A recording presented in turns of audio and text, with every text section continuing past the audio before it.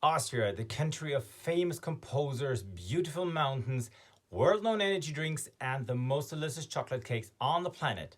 But is it any good to start a business here? Coming up now!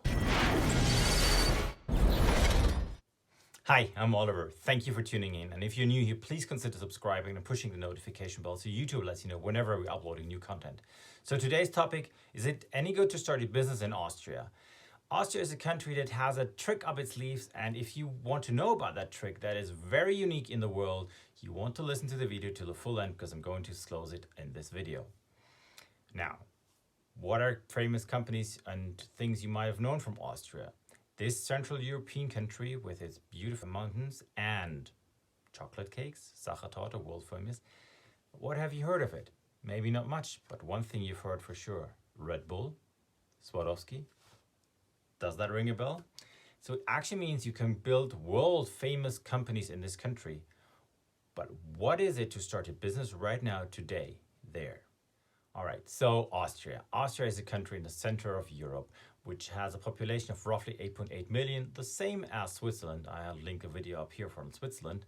And it is German speaking, which means it has the same language as its large and huge neighbor in the north, Germany.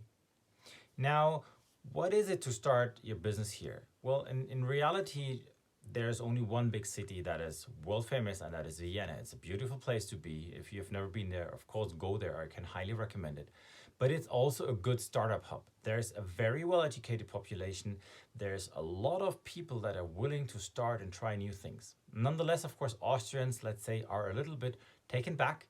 So if you come up with disruptive ideas, this might not be the perfect country to start with.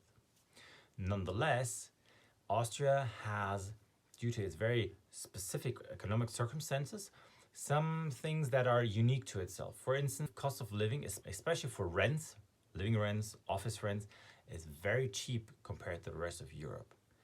This also means that you are able to run a startup much longer, much further in this country than you might do in, let's say, other countries, or even a little slightly northwest in Munich, for instance. Furthermore, Austria is also very well connected to the world, and it is called the entrance to the Eastern Europe, which means from history already, Austria has always expanded to the east, which means it has good connections to the Czech Republic, the Slovak Republic, Hungary, and of course Russia.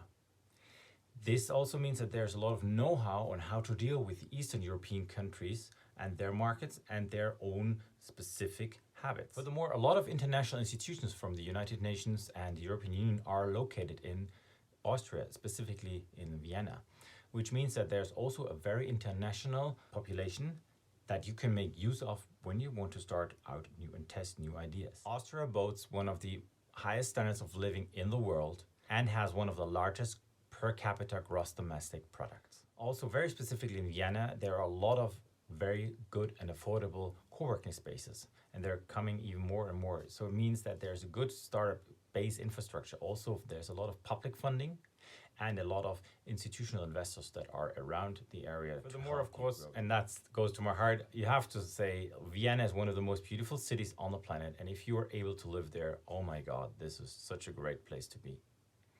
Nonetheless, despite having the ease of attracting people to live in the city of Vienna, you also have to be aware that not everything is shiny, because let's say you are in need of talents from outside the European Union, you're gonna have a hard time.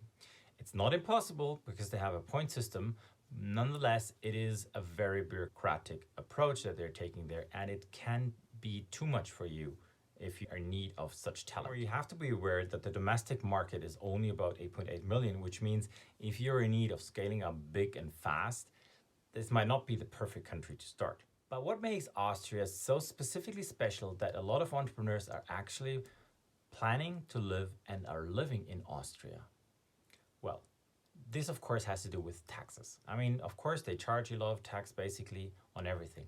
But as a startup entrepreneur, and specifically if you have a startup business that is, let's say, easy to relocate to other places, you can live as a person in Austria, have your company run in Cyprus and being registered in Cyprus.